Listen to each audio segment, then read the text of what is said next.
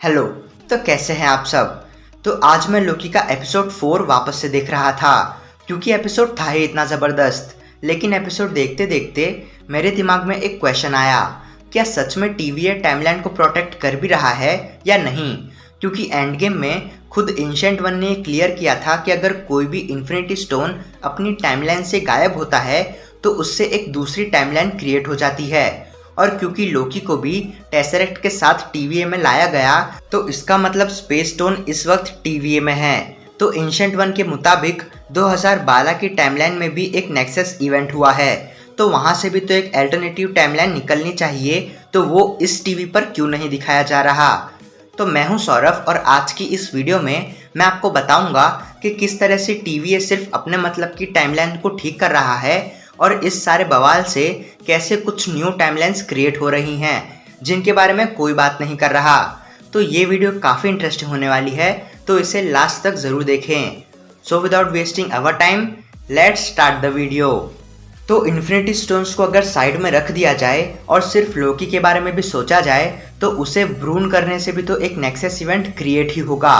क्योंकि जहाँ तक मुझे याद है लोकी को द एवेंजर्स की न्यूयॉर्क बैटल के बाद थॉर अपने साथ एसगार्ड ले गया था, जहां उसे एक प्रिजन में रखा गया।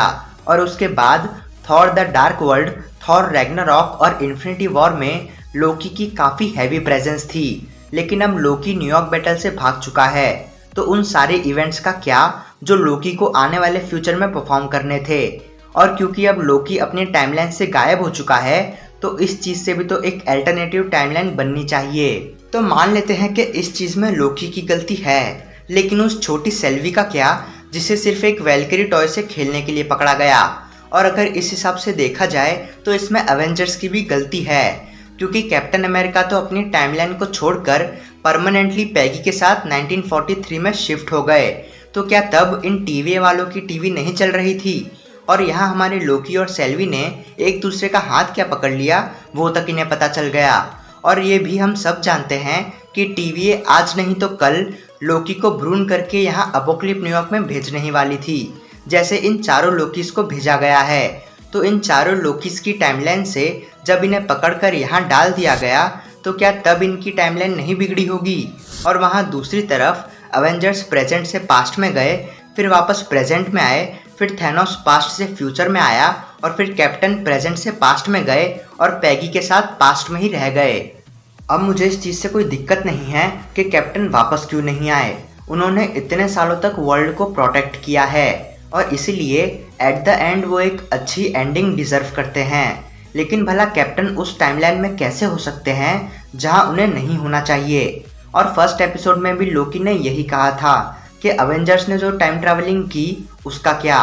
तो इसके जवाब में रवोना स्लेयर ने कहा कि ये सब होना पहले से ही फिक्स था, यही विधि का विधान है। तो मान लिया कि अवेंजर्स ने जो किया वो सही और लोकी ने जो किया वो गलत, लेकिन सेल्वी के केस पर तो अभी भी सवाल उठता है कि उसने वेलकरी बनने के बारे में सिर्फ सोचा था, वो वेलकरी बनी नहीं थी।